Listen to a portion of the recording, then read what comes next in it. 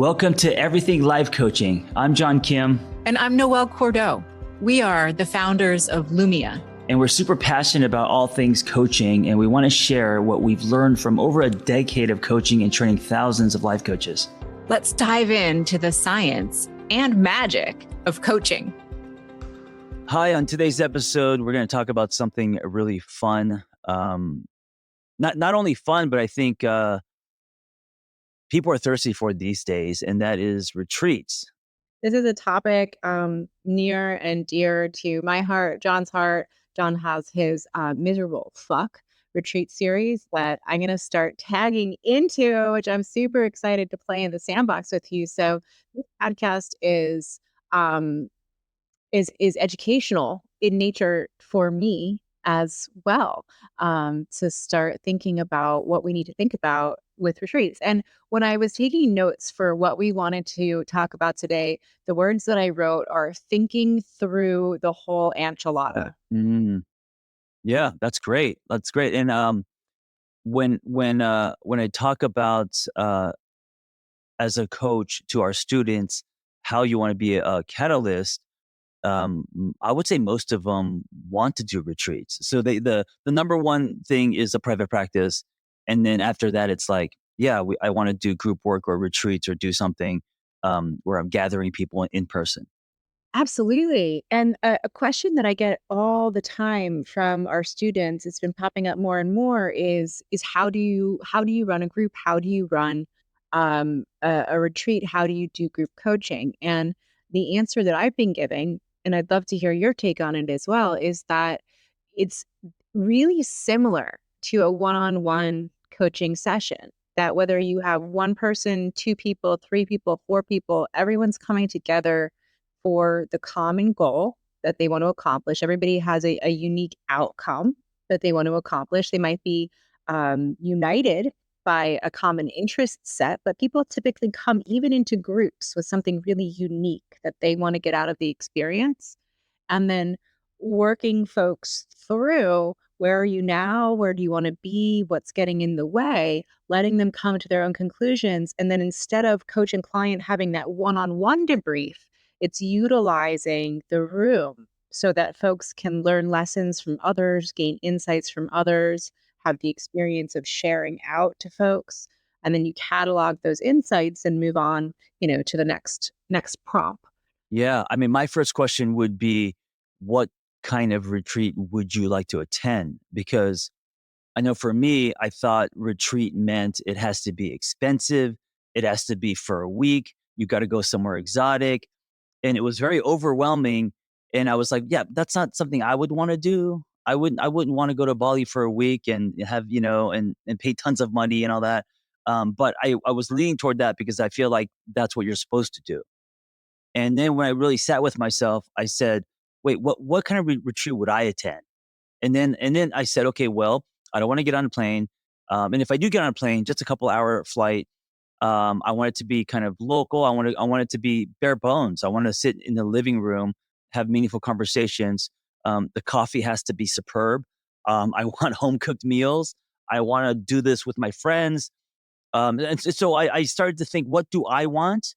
And what's important about that is then you're throwing something that is honest to you and your brand, but also something that's fun that you want to attend. So it doesn't feel like work, right? And this is the birth of my whole Miserable Fucks retreats is it's very like bare bones and minimal. There's nothing fancy about that retreat. And it's very on purpose because I look forward to doing them because it's very me. Yeah, absolutely. And that was stimulating for me. I was like, what is the kind of retreat that I would want to attend? I went to, it wasn't a retreat, but yesterday I went to a day-long event. It was a gathering of founders from all over the country, founders of different companies. And the purpose of the gathering was to talk about thought leadership and how thought leadership is different from marketing content. And as people who create things in the world, how can we think about directing our voices in order to solve some of the world's problems and spread information? So for me, purpose driven, impact driven is a huge part of what I'd want to walk away from an experience with.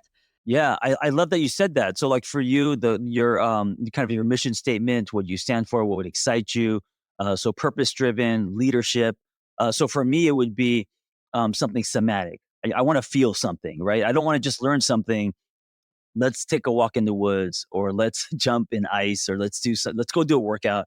That's more me, what I would want. And so even as we're talking, look at how different um, Noelle and I are, and also it could be a combination of a lot of things. But I think starting with what kind of retreat do you want to attend, and then if your retreat was a book, right? What would be the table of contents? What are the Ooh. chapters that you want in this retreat? I love that. I love that. And if you're having trouble with thinking about how you would author, your own book, think about your own past experiences and how you catalog the chapters of your own experience. So, for me, I was a little bit anxious going into a room of hundreds of other really accomplished people. So I think there's that kind of, natural anxiety that folks feel like when they're coming into a space or a group. So for me, that's chapter one is like meeting your group, meeting the people who are at the retreat, with you. How do you well, two questions that can go in two different directions. Um, how do you do this as a facilitator and what are some really great experiences that you've had with being welcomed? One of the easiest ways to run a retreat is to partner, right? So the whole weight isn't on you. Um, it can be stressful, and it can create a lot of anxiety if you're the only coach. Depending on how many people. Look, if there's 5 people, then great, it might be great. But if you have 20, 30 people and everyone's just looking at you, and you're talking the entire time, it could be exhausting. So the way that I make these fun is I assemble a little team with different coaches specializing in something. So, Noelle and I partnering takes a lot of load off me, but also takes a lot of load off her. So we can do things separately. We could also do things together, and it makes it exponentially easier, right? So in my retreat, I have a breathwork coach. I have a ice and guided walk adventure coach. And then whoever I partner with, they specialize in something, right? So Noelle specializes in a lot of things, but one of her big things is positive psychology. So that would be, kind of the meat and bones of that retreat. So every retreat should have a theme. You're not just doing like, unless it's just a luxury, massage, drinking green juices. If it's going to be some kind of retreat that is transformational, there has to be a theme. Is it for people going through a breakup? Is it that's why I said book. Like, what is the book? What are the chapters in the book? Because just retreat is too general, you know? Yeah. Yes, yes. And so thinking about that, okay, so folks are coming in for, positive psychology retreat, thinking about rebooting, thinking about rewiring. In that inception, what I would want to know about all of the people coming into this space is what lights them up. What are their joys?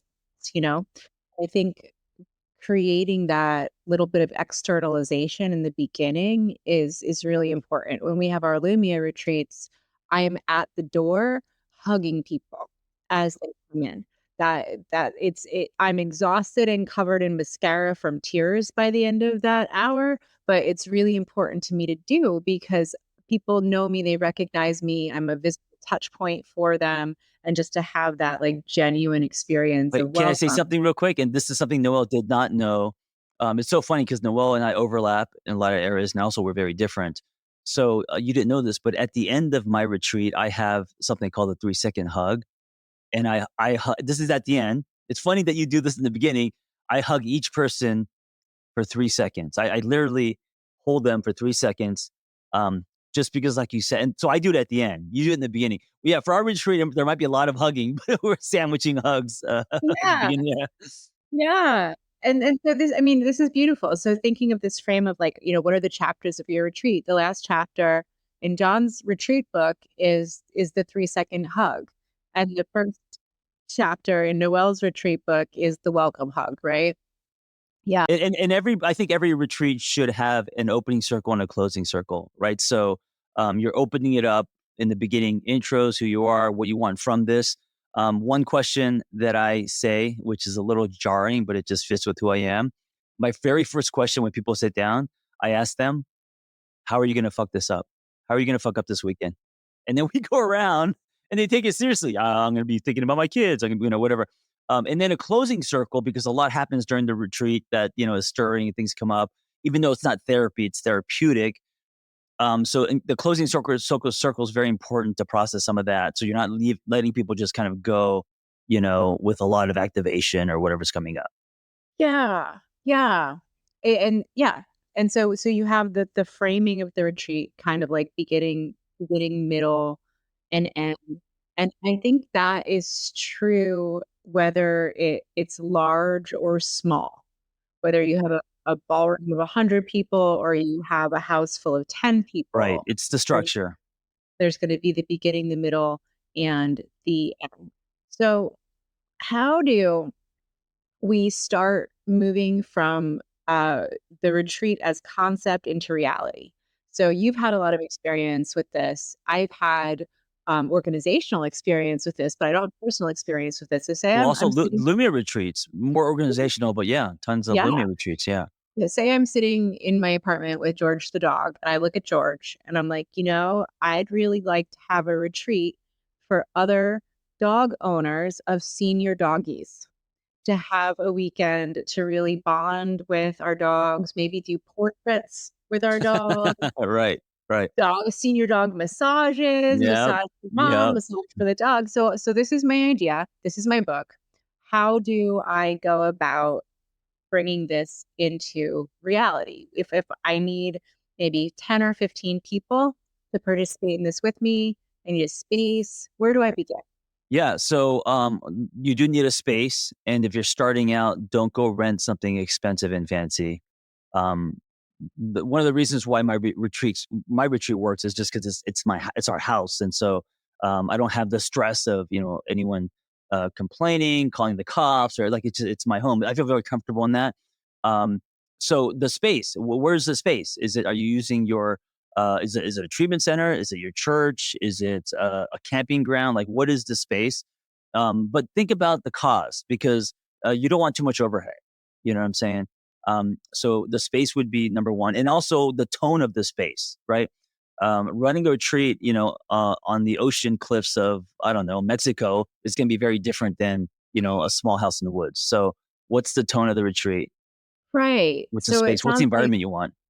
starting with considering your environment and your budget, because one of the things to consider is, in order to make your retreat a reality, you will have to front upfront costs. Yeah, and you're hoping to make that back, and of course profit.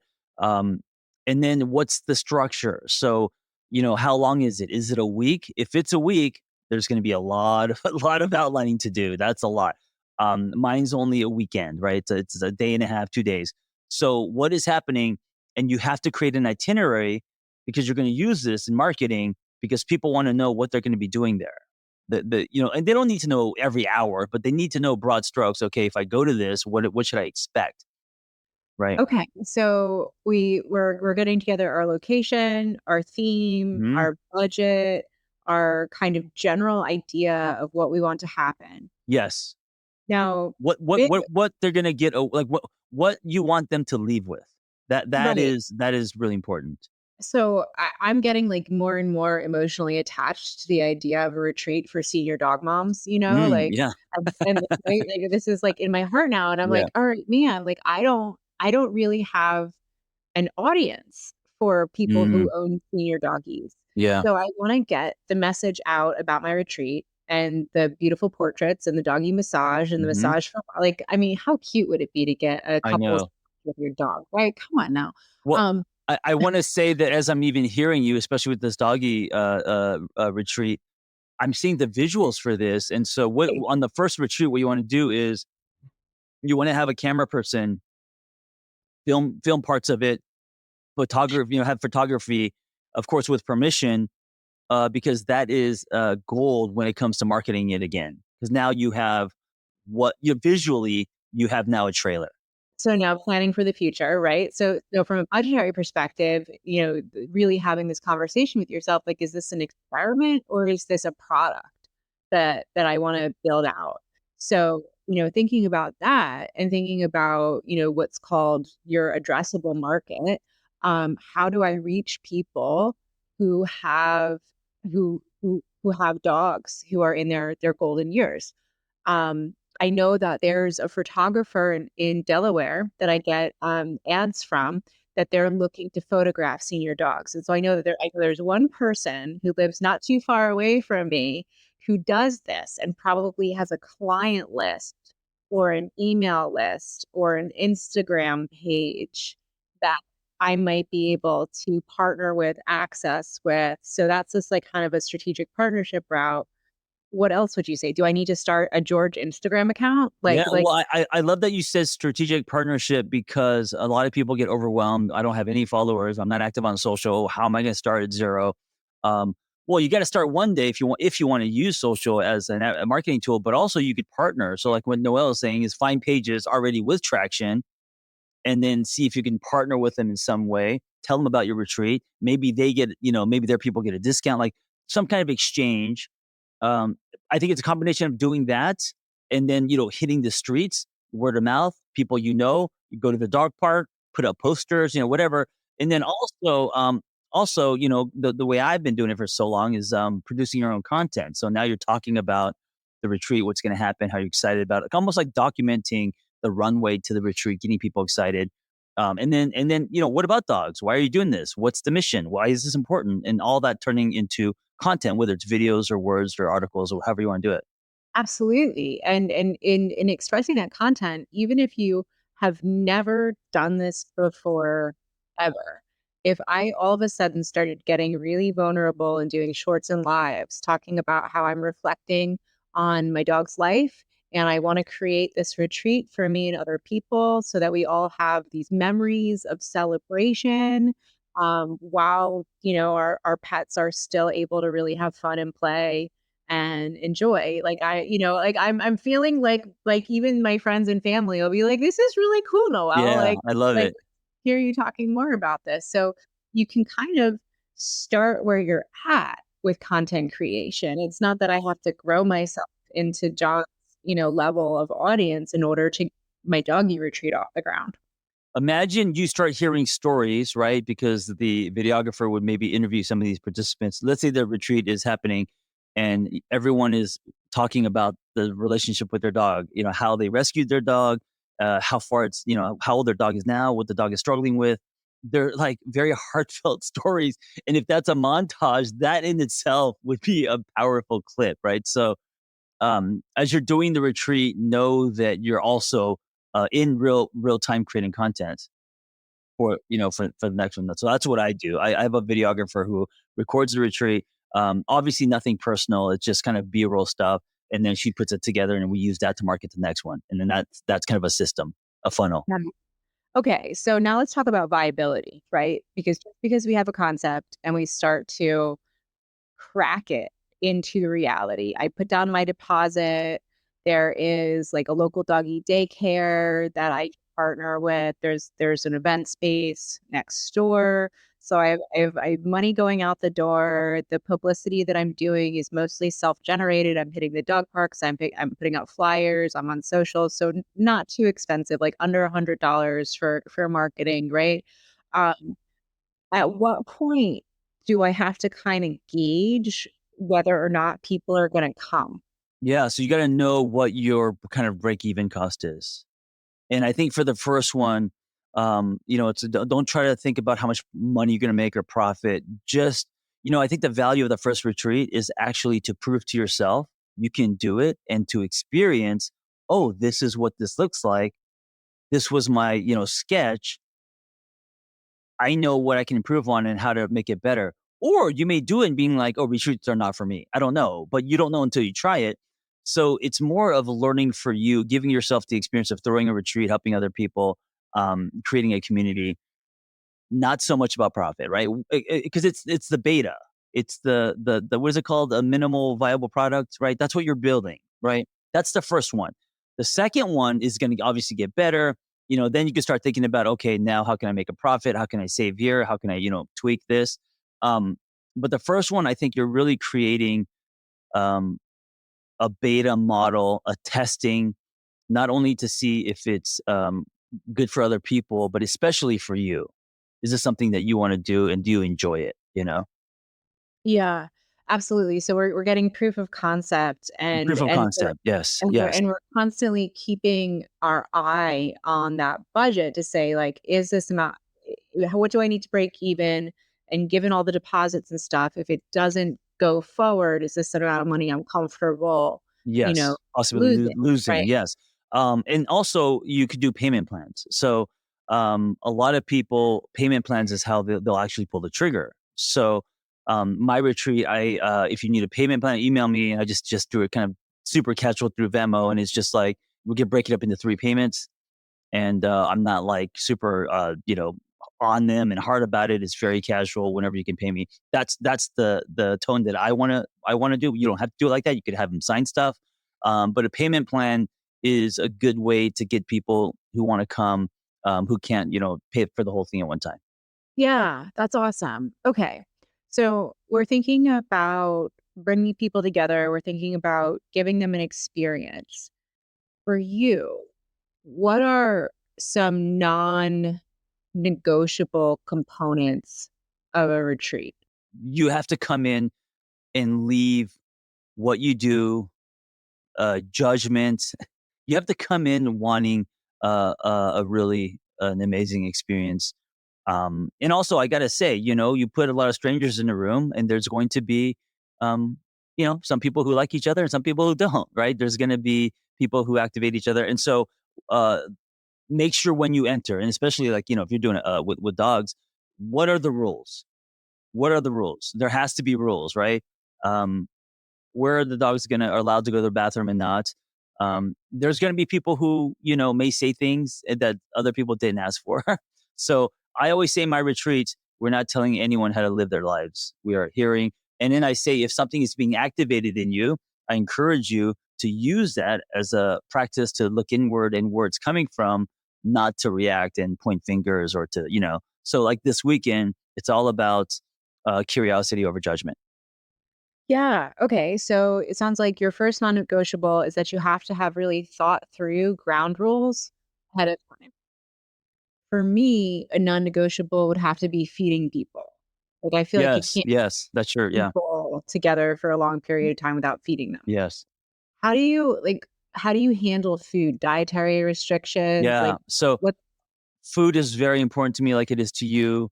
Um, I'm a foodie, and I know for the retreats, I'm not there's gonna be nothing fancy as far as massages or anything, but I did want the food to be amazing, so I have a chef, and she's probably the one. She's the one that steals the show. She's a Greek mom with recipes from great grandma, and so the food is amazing. It's bread's made from scratch. So she emails me. I email the participant and ask them in advance, do you have any dietary restrictions? What can you not eat? And I give it to her. She works it all out. Yeah, so Yeah. I'm thinking, like, vegan pizza and a bowl of dog treats, and I call it a day. Yeah, yeah, yeah. And that may be great. And also that's not going to be expensive. For me, I have a chef.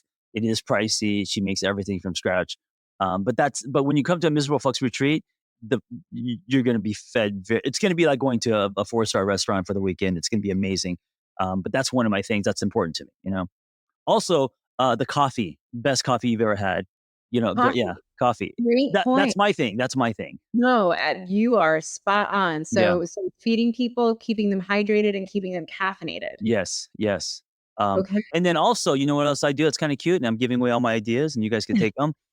In the beginning, I go around and I say, "Give me a song that is meaningful to you right now," Well, and I in real time make a playlist, and it's this retreats playlist, and in the background, I've got this little record player that also is Bluetooth, and I play the playlist throughout the weekend in the background.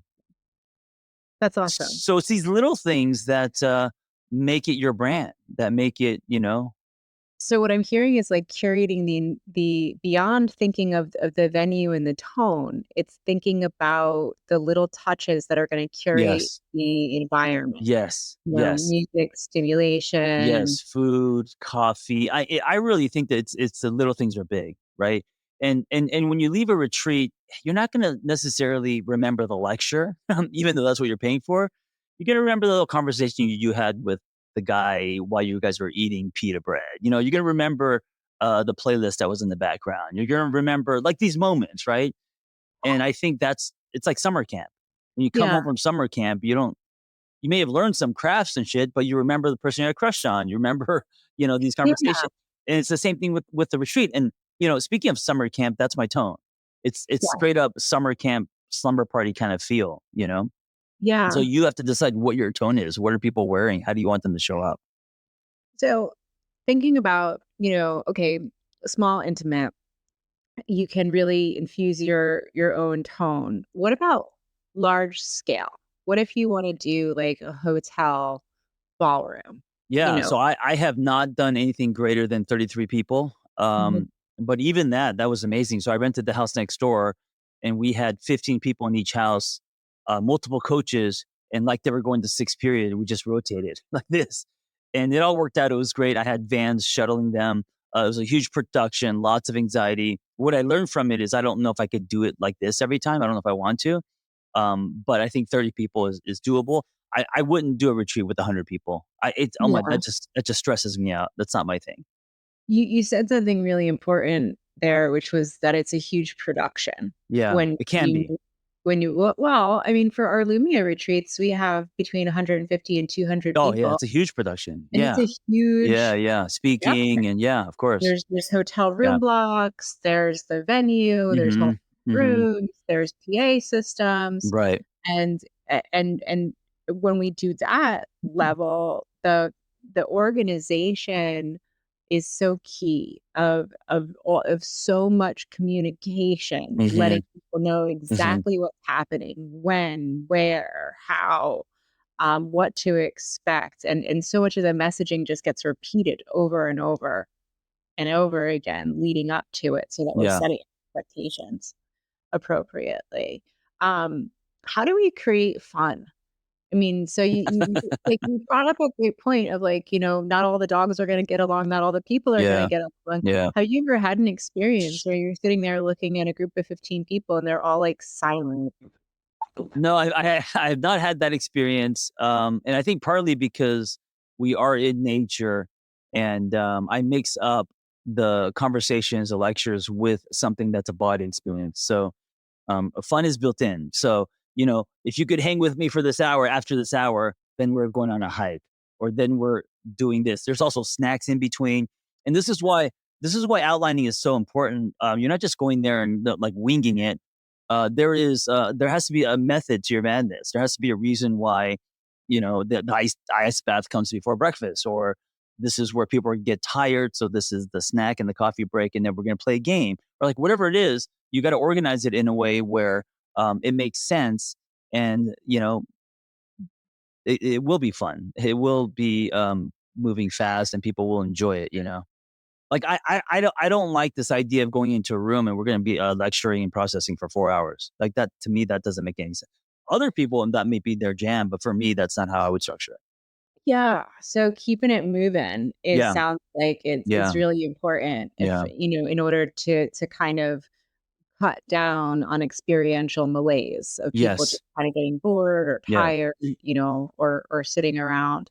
How long in advance do we have to start thinking about getting things up and running? Just even from like a booking perspective of Mm, like when so you have your idea, we have my idea for the dog retreat. right. I think like What 3 months. I think 3 months is it depends on you. I move very fast, but 3 months is kind of like I think a good runway.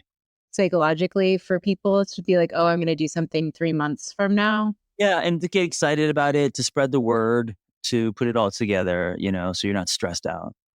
Yeah. And then what about like, I know that there are just like obviously holidays, right? That happens every year. So Mhm. like December feels like a blackout month. Yeah.